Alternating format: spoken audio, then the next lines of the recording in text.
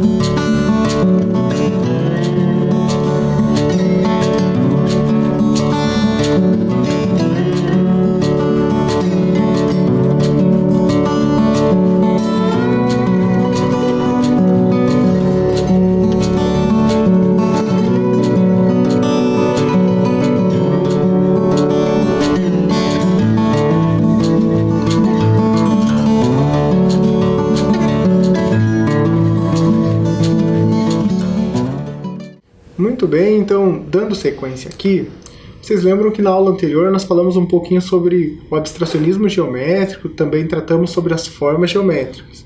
A aula de hoje é, de certo modo, uma continuidade dessa ideia. Então, por isso que nós falamos bidimensional e tridimensional, tá? Vamos entender, então, alguns conceitos primeiramente. Bidimensional, conhecido também como 2D. O que é isso? É aquilo que possui duas dimensões, né? Ou seja, é uma forma plana. Eu coloquei ali novamente as três formas básicas geométricas, porque elas são planos geométricos, né? O triângulo, o círculo e o quadrado. Ele só tem altura e largura. Conforme você pode então observar ali, né? A linha da altura, essa linha vertical, e a largura, uma linha horizontal. E o tridimensional, por sua vez, o 3D, é aquilo que possui três dimensões, que dá a sensação ou possui relevo ou volume. Então aqui, novamente, a partir daqueles planos, nós temos os volumes, né? A pirâmide, que surge a partir do plano triangular, a esfera, que surge a partir do círculo, e o cubo, que surge a partir do quadrado. Então aqui a gente tem a altura, a largura e a profundidade, ou também comprimento, né, como alguns chamam. Então, por isso de tridimensional ou 3D, três dimensões. Uma dimensão é aquilo, né, que pode ser mensurável, uma extensão mensurável, ou seja, uma extensão que pode ser medida. A nossa altura é uma coisa que pode ser medida, né? Nós temos como determinar a altura em centímetros. Determina a porção de espaço ocupada por um corpo. Então, tudo que ocupa um espaço possui um volume, possui uma dimensão. É o tamanho, é a proporção desse objeto. E cada um dos sentidos em que se usa para medir a extensão, como a gente falou, né, da altura, da largura e da profundidade. Tudo isso serve para estimar essa medida, ou essa dimensão. E eu vou pedir que você, então, pegue uma folha em branco, tá? E eu vou explicando passo a passo aqui como fazer essa atividade, esse exercício. Primeira coisa, você vai traçar uma linha horizontal sobre essa folha.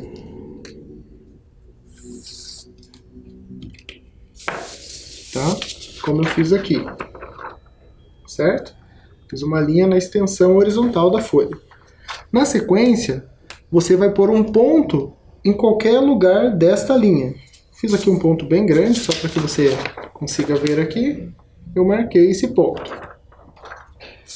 Depois você vai fazer uma forma. Eu vou colocar aqui o quadrado, porque é mais fácil.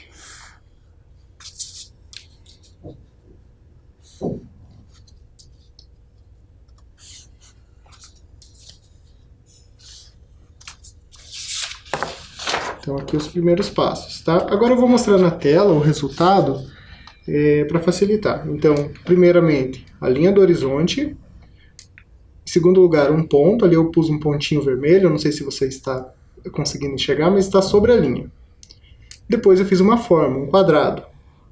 Agora, você vai ligar os pontos desse quadrado àquele ponto que nós fizemos sobre a linha. Fica assim, ó, conforme essas linhas laranjas estão mostrando. Essas são as linhas convergentes. Depois que você, então, fez as linhas convergentes, você vai fechar ali a forma que você deseja. No final, você apaga as linhas convergentes, a parte que não interessa, e você vai ter somente a forma tridimensional. Eu vou dar um tempinho para você, então, experimentar, tentar realizar essa atividade, tá? Você pode, inclusive, quem já conseguiu fazer aqui, você pode colocar esse quadrado em outros pontos da tua folha, né? Você pode ir distribuindo em cima da linha, embaixo da linha, até sobre a linha, para você tentar fazer essa projeção tridimensional de uma forma plana, né? Que é o quadrado. Vamos tentar, então. Vamos lá.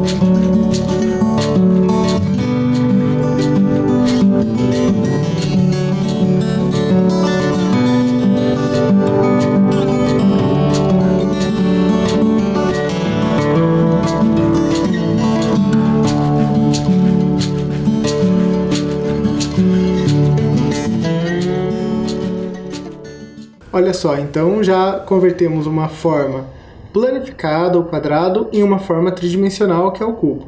É importante entender esses conceitos. Então, assim, bi e tridimensional.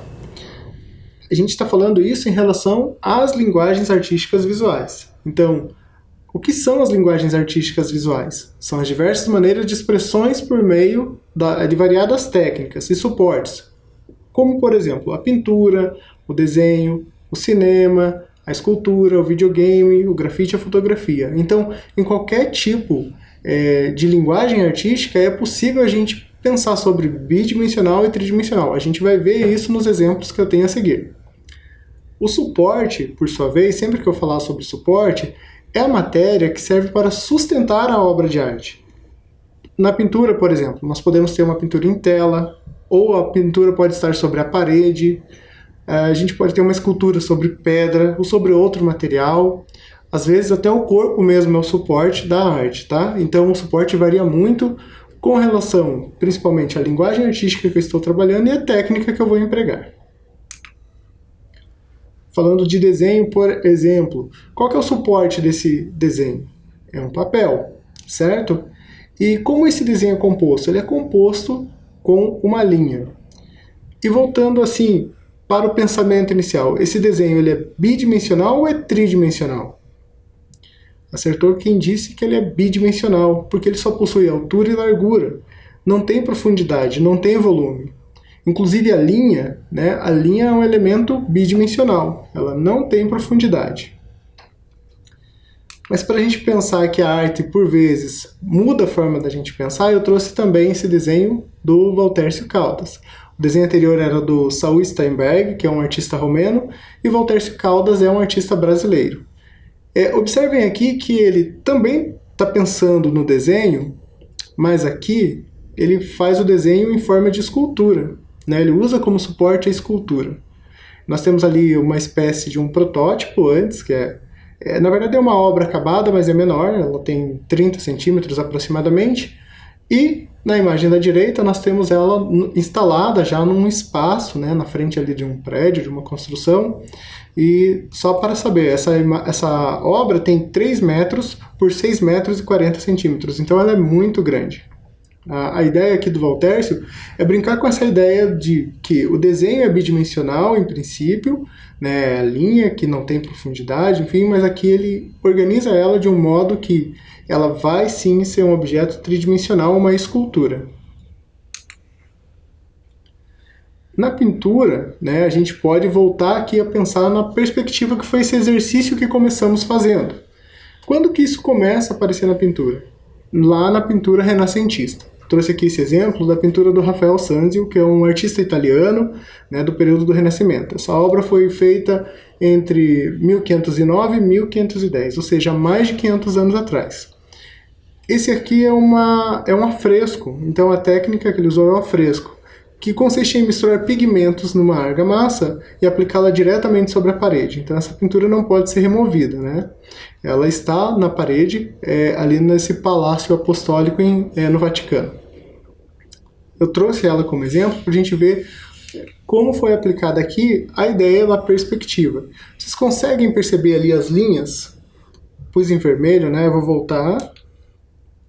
E agora vão aparecer as linhas. Prestem bem atenção ali. Eu coloquei só algumas, mas ali bem no centro, onde estão os filósofos, ali está o ponto de fuga, como aquele que a gente fez sobre a linha.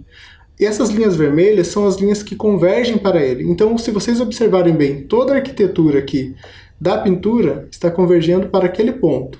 E aí nós temos os planos ali onde estão as pessoas, primeiro plano, segundo plano, até o último plano lá que encontra-se aquela janela, Então, a pintura renascentista é responsável por trazer essa ilusão da tridimensionalidade. Por que ilusão? A pintura, ela é bidimensional, certo? Ela é feita sobre uma superfície que só tem altura e largura. Mas é possível iludir sim um espaço profundo, por meio de técnicas como a perspectiva. Aqui eu trouxe um outro exemplo, e ali eu coloco pintura ou instalação.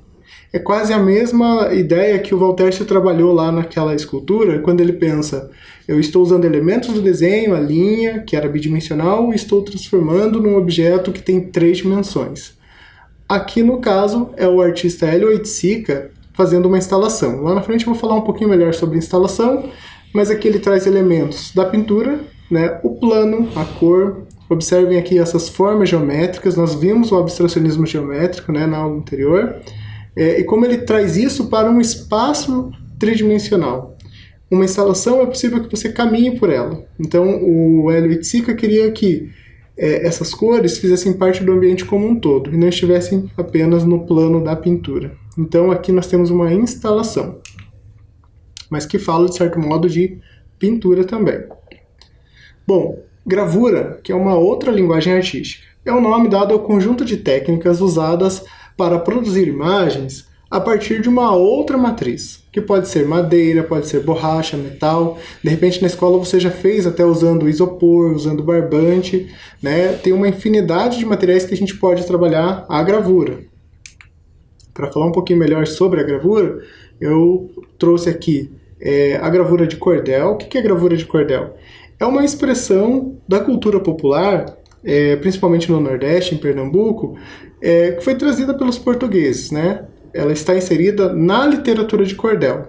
Então são obras, né, de poemas, enfim, da literatura popular, que eram vendidos em feiras, que tinham uma produção independente, né, não eram feitas pelas grandes editoras, e nesse contexto precisavam-se das ilustrações, e é aí que entra a xilogravura de cordel ou gravura de cordel. A palavra xilogravura, conforme a etimologia da palavra, significa gravura em madeira. Como eu falei anteriormente, a gravura pode ser feita em qualquer tipo de matriz, madeira, metal, isopor e aí por diante.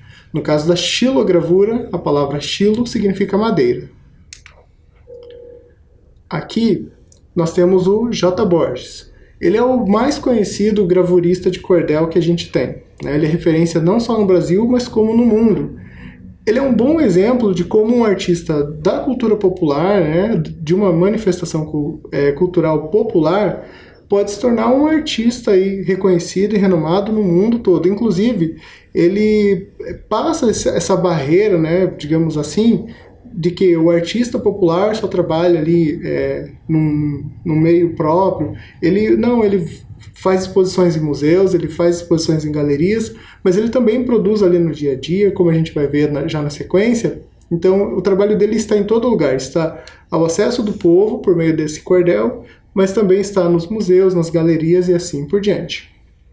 O nome dele é José Francisco Borges, né, mas ele é conhecido apenas como J. Borges. Ele nasceu em Bezerros, que é um município no estado do Pernambuco. Ele ainda é vivo e ainda produz, tá, gente? A temática dele gira principalmente em torno do cotidiano do pobre, o cangaço, o amor, os castigos do céu, os mistérios, os milagres, crimes e corrupção, os folguedos populares, a religiosidade, enfim, todo o universo cultural do povo nordestino. Eu trouxe aqui um exemplo bem pontual. Ele produziu 4 gravuras, né, para a festa do São João de Caruru. É próximo ali à festa junina, né? Lá eles têm uma outra forma de conduzir a festa junina. E ele representou então 4 importantes eventos que acontecem dentro dessa festa. Então, primeiramente aqui a Feira de Caruaru. Observe essa gravura, os elementos que a compõem. Essas 4 gravuras foram feitas em 2019. E não foram usadas apenas como gravuras. Fizeram, sim, a reprodução delas, né? A gravura permite que você faça uma tiragem. Então, se você tem a matriz, você pode, como é um carimbo, fazer várias cópias e distribuir. Então, a gravura dele esteve no evento desse modo, mas também fez parte aí de toda a parte cenográfica e tudo mais que fizeram ali para a manifestação, né? Aqui mais uma das gravuras que compuseram esse evento. Tocador de pífano foi uma homenagem ao mestre Sebastião Biano, tá? Que é da banda de pífano de Caruaru. Observem como ele cria a silhueta apenas ali, Porque pensa, se você vai entalhar a madeira, também tem um tipo de trabalho que é muito específico, né? Também é difícil trabalhar retirando o material. Por fim aqui, Morro do Bom Jesus. Observe que aqui é uma paisagem, né? E aí você tem todos os elementos que compõem aquela paisagem. Ele estabelece que embaixo é o primeiro plano e mais ao fundo lá, ao longe, é a igreja. Observem que o traço é bem grosso e as formas são bem definidas ali, porque é aquilo que a técnica de cavar a madeira permite. Eu vou voltar um pouquinho aqui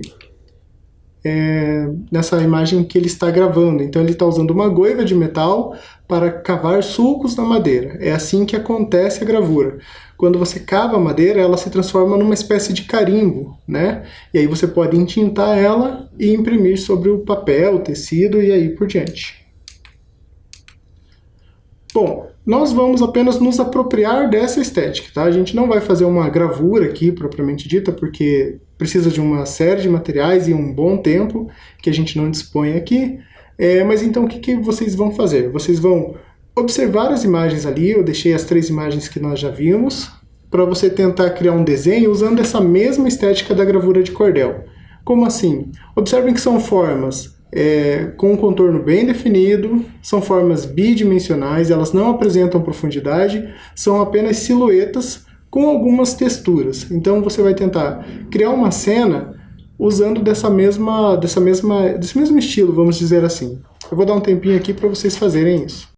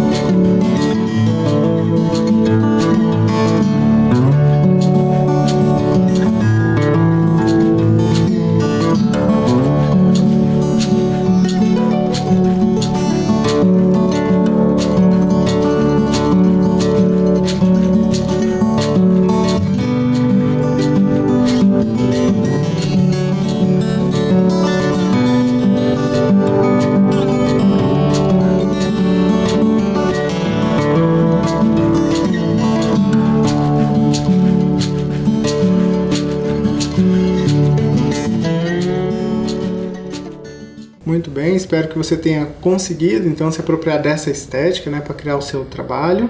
Se não deu tempo de acabar, pode terminar assim que nós terminarmos a aula, certo?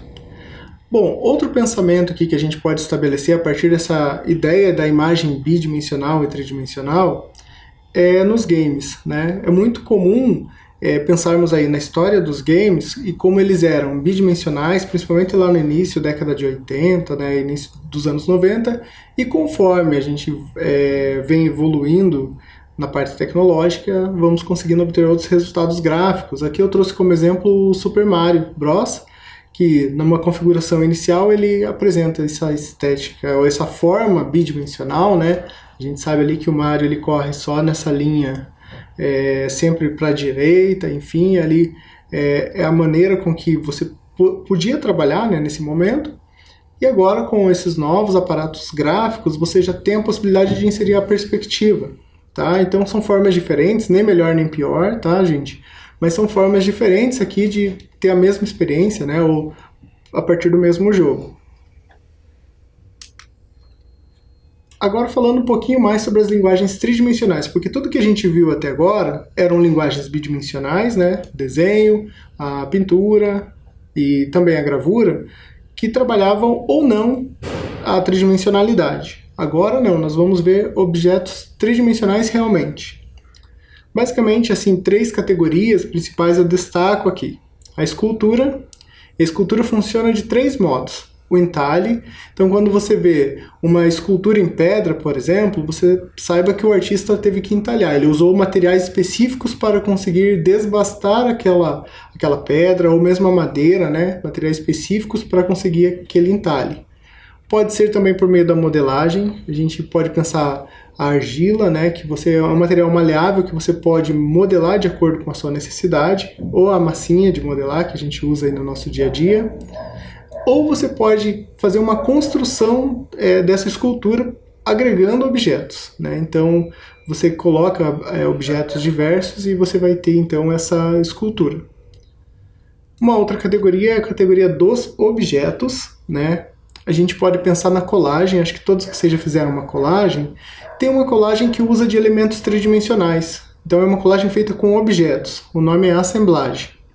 Temos também, a partir de um movimento chamado dadaísmo, a inserção de objetos prontos como objetos de arte, né? Principalmente tinha um artista lá chamado Marcel Duchamp que começa com essa história de pegar objetos que estavam prontos ali, feitos pela indústria, enfim, e colocá-los como objetos de arte.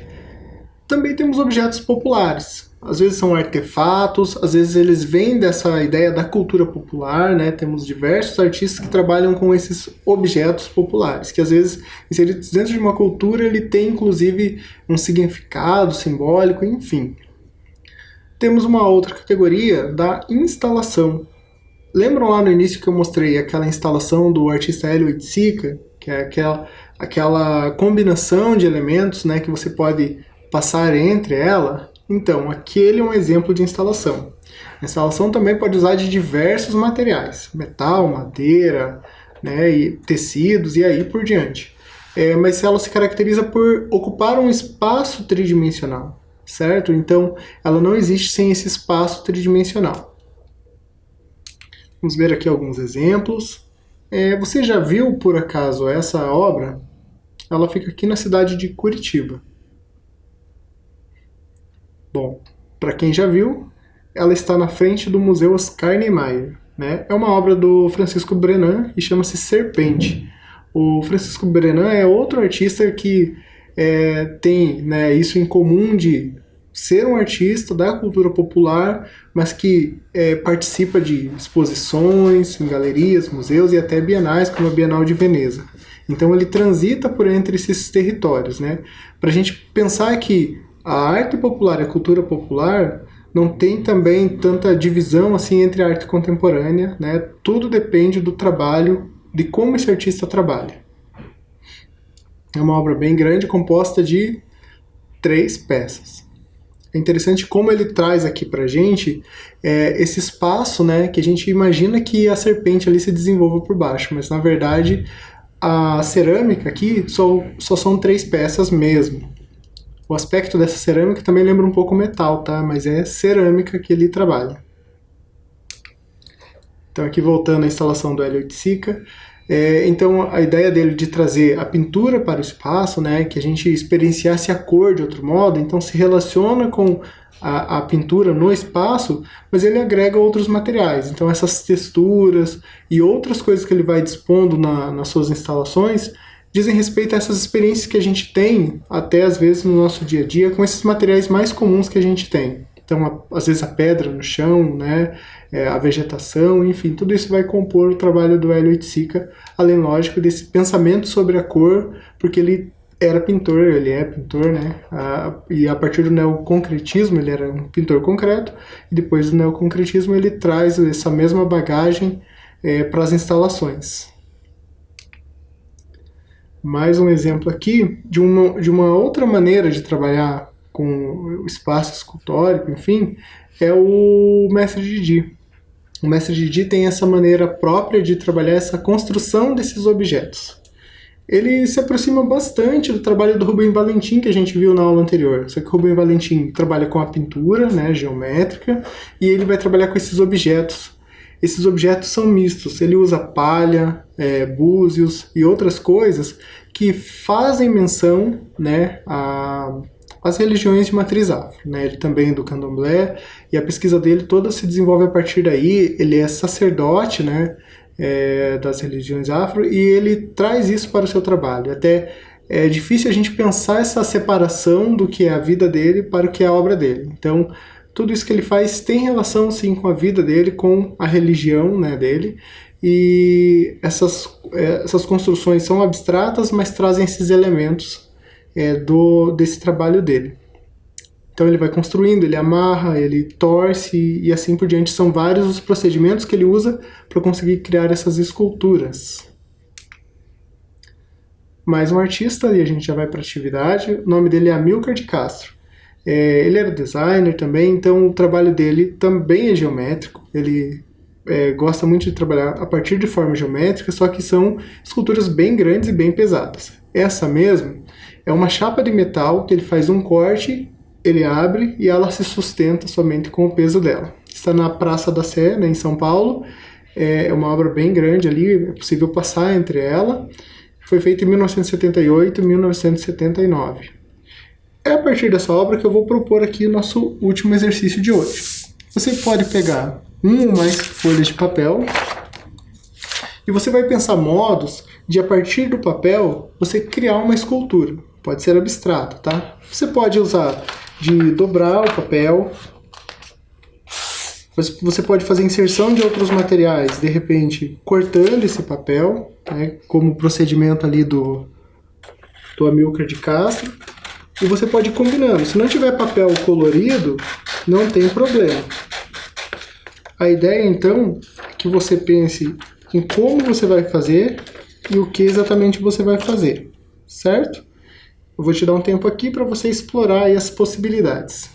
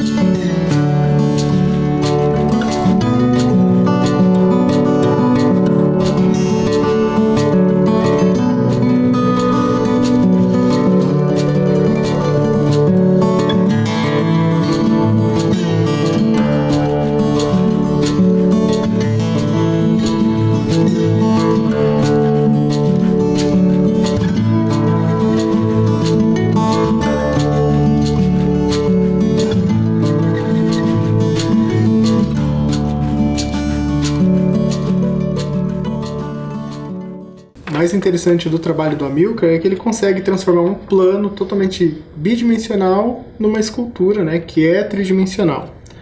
Bom, gente, por hoje é isso. Eu espero que você tenha gostado da aula de hoje. Então, até logo!